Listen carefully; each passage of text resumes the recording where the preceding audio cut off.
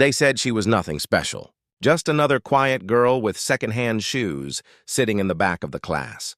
But that day, when they unzipped her worn-out backpack in front of everyone, laughing, mocking, trying to break her, something happened that silenced the entire room. Because among the old notebooks and torn pencils, they found a folded military uniform, polished insignia glinting under the harsh light, bearing the rank of a general.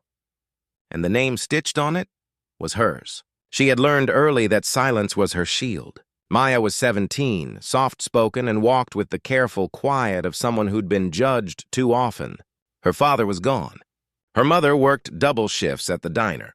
The kids at Ridgewood High never saw her as anything but a charity case. Her clothes were plain. Her shoes were old. Her bag was faded denim and frayed at the seams. Easy target. That morning, she sat in the corner of the cafeteria eating a sandwich wrapped in yesterday's newspaper. She didn't look up when the laughter began. A group of girls, Megan, Claire, and the rest, had made her their favorite pastime. They whispered about her hair, her thrift store clothes, her quiet eyes. "Let's see what's in the bag this time," Megan smirked. Maya froze. She hugged her backpack to her chest, but Megan was faster. With a swift pull, she yanked it away, spilling the contents across the cafeteria table. A crushed sandwich, a few books with curled corners, a cheap phone with a cracked screen. Laughter erupted around them. "What's this, your lunch for the week?" Claire mocked, holding up the bread. Maya's heart pounded. Her face burned. She reached for the bag, but Megan's hand pushed her away. And then the laughter stopped. Something heavy and folded had slipped out of the bottom compartment.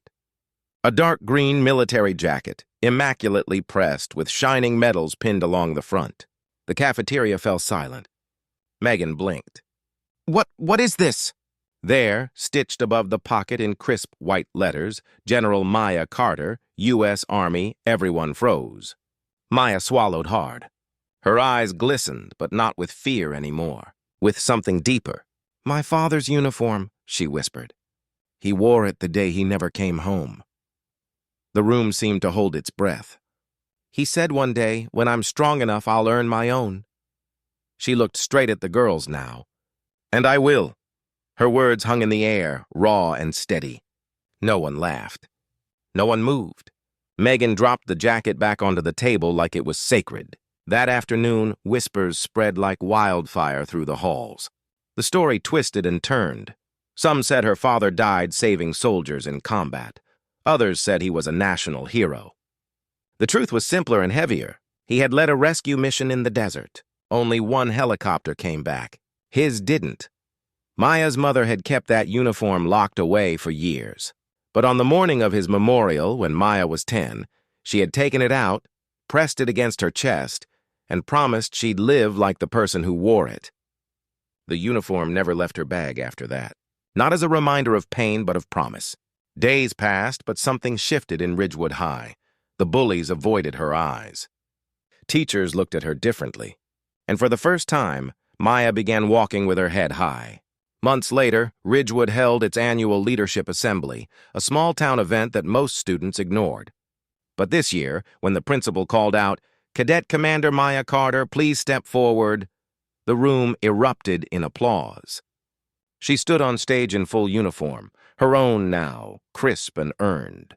She had joined the Junior Reserve Officers Training Corps, worked harder than anyone, and graduated top of her unit. The same classmates who once mocked her now stood to their feet.